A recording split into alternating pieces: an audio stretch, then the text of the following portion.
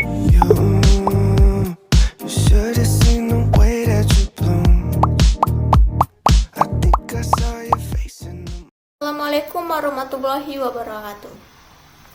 Hai semuanya, kembali lagi dengan saya Febra Aziza dengan NIM 250911091. Di sini saya akan menjelaskan tentang laporan bisnis. Mungkin dari kita semua belum ada yang tahu atau belum mengenal apa itu laporan bisnis. Di sini saya akan menjelaskan apa itu laporan bisnis. Laporan bisnis adalah suatu laporan yang bersifat netral dan memiliki tujuan yang jelas serta menyajikan fakta kepada seseorang atau lebih dalam rangka mencapai tujuan bisnis tertentu. Sedangkan menurut Himstead dan Beatty, laporan bisnis adalah suatu pesan-pesan objektif yang susun secara teratur dan digunakan untuk menyampaikan informasi dari suatu bagian atau lembaga ke lembaga lainnya guna membantu pengambilan keputusan atau pemutusan masalah. Nah, bagi suatu perusahaan, umumnya penulisan laporan bisnis digunakan untuk memenuhi berbagai kebutuhan. Kebutuhannya itu ada 6. Yang pertama, untuk memonitor dan mengendalikan operasional perusahaan. Baru yang kedua, untuk membantu mengimplementasikan kebijakan-kebijakan dan prosedur-prosedur yang telah ditetapkan oleh perusahaan. Baru yang ketiga, untuk memenuhi persyaratan-persyaratan dan peraturan-peraturan yang berlaku bagi perusahaan. Yang keempat, untuk mendokumentasikan prestasi kerja yang diperlukan baik untuk keperluan internal ataupun eksternal. Yang kelima, untuk menganalisis informasi dan memberikan bimbingan bagi pengambilan keputusan atas isu-isu tertentu. Yang terakhir, yaitu untuk memperoleh sumber pendanaan atau pembukaan bisnis baru. Selanjutnya adalah laporan bisnis dapat digolongkan ke dalam jenisnya. Ada 8. Yang pertama, laporan menurut fungsinya. Laporan menurut fungsi yang terbagi menjadi 2. Yang pertama, laporan informasional. Laporan informasional adalah laporan yang bersifat memberikan informasi, menyajikan fakta-fakta tanpa melakukan analisis, tanpa kesimpulan, dan tanpa memberikan rekomendasi. Lalu yang kedua yaitu laporan analitis.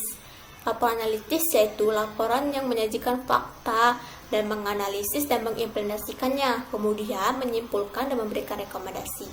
Contohnya yaitu laporan kemajuan pekerjaan, itu laporan rekomendasi, proposal, dan sebagainya. Yang kedua yaitu laporan menurut subjeknya.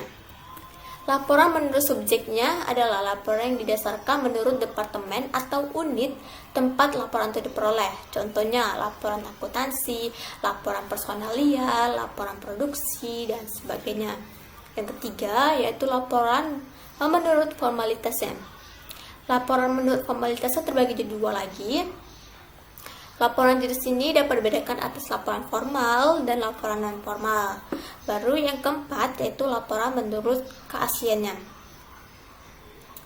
Laporan menurut keasliannya ini terdiri dari laporan otoritas, laporan sukarela, laporan swasta, dan laporan publik. Yang kelima yaitu laporan menurut frekuensinya. Laporan menurut frekuensinya terbagi menjadi 2, yaitu yang pertama laporan berkala, yaitu laporan yang disusun secara harian, mingguan, bulanan, semester, dan tahunan. Contohnya laporan penjualan harian. Yang kedua yaitu laporan khusus, merupakan laporan atas suatu kejadian yang unik atau khusus seperti munculnya krisis dalam suatu perusahaan. Baru yang keenam yaitu laporan menurut jenisnya. Laporan menurut jenisnya ini terdiri dari laporan memorandum, laporan surat, laporan dalam bentuk cetakan, dan laporan panjang atau laporan formal. Yang ketujuh yaitu laporan menurut kegiatan proyek. Laporan ini terdiri dari laporan pendahuluan, laporan perkembangan, dan laporan akhir. Dan yang terakhir yaitu laporan menurut pelaksanaan pertemuan. Yang termasuk dalam laporan pelaksanaan pertemuan ini adalah agenda, resolusi, notulen, dan laporan pertemuan. Nah, langkah selanjutnya kita harus mempersiapkan penulisan laporan bisnis. Persiapan penulisan laporan bisnis ini ada 6. Yang pertama, kita harus mempersiapkan definisi masalah, tujuan, dan ruang lingkup. Yang kedua, Pertimbangkan siapa yang akan menerima laporan. Baru yang ketiga, menentukan ide atau gagasannya. Yang keempat, mengumpulkan bahan yang diperlukan. Yang kelima, menganalisis dan menafsirkan data. Yang keenam, mengorganisasi data dan mempersiapkan kerangka akhir. Habis kita siap mempersiapkan penulisan laporan, baru selanjutnya kita masuk ke bagian pokok utama dalam laporan bisnis. Bagian-bagian dalam laporan bisnis itu ada pendahuluan. Dalam bagian pendahuluan ini terdapat hal yang perlu dipertimbangkan lagi. Yang pertama yaitu pemberi kuasa. Yang kedua, presentasi. Yang ketiga, masalah. Yang keempat, maksud penulisan. Yang kelima, ruang lingkup. Yang keenam, metodologi. Yang ketujuh, sumber-sumber primer atau sekunder. Yang ke-8, latar belakang. Yang ke-9, definisi istilah. Yang ke-10, keterbatasan. Dan yang terakhir yaitu rekomendasi. Baru yang kedua yaitu isi atau teks. Isi ini akan membahas dan mengembangkan hal-hal penting secara rinci. Jadi kita sebagai penulis laporan bisnis harus mencakup temuan fakta yang penting dan relevan. Baru yang terakhir ini penutupan. Bagian penutupan ini berfungsi untuk merangkum laporan secara menyeluruh, yaitu ada mengambilkan kesimpulan atau memberikan rekomendasi.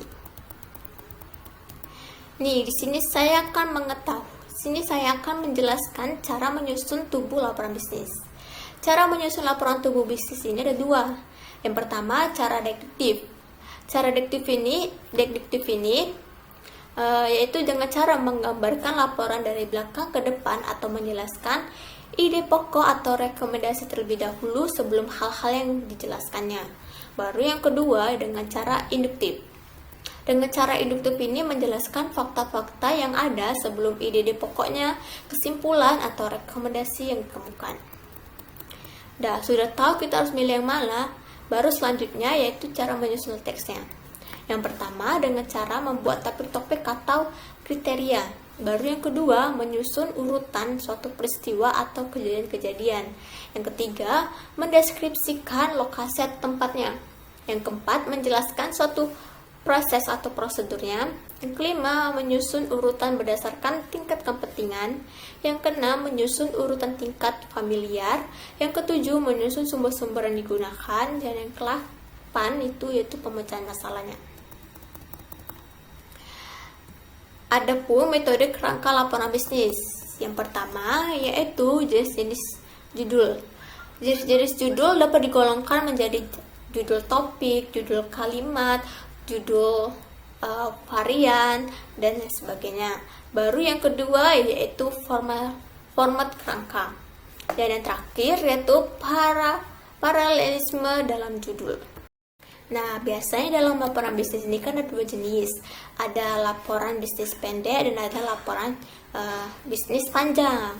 Nah, laporan bisnis pendek dan panjang ini ada perbedaannya loh. Yang pertama yaitu laporan pendek hanya terdiri dari 1-5 halaman, sedangkan laporan panjang jumlahnya lebih banyak dari laporan pendek.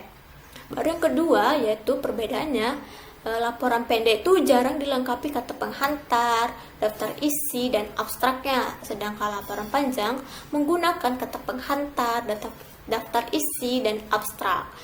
Yang terakhir itu perbedaannya, laporan pendek lebih menekankan pada isi laporannya. Sedangkan laporan panjang yaitu lebih menekankan pada perumusan masalah, outline, rencana kerja, penelitian, dan analisis datanya. Nah, mungkin hanya sekian saja saya menjelaskan tentang laporan bisnis ini. Kurang dan lebih saya ucapkan mohon maaf. Saya pamit undur diri. Assalamualaikum warahmatullahi wabarakatuh.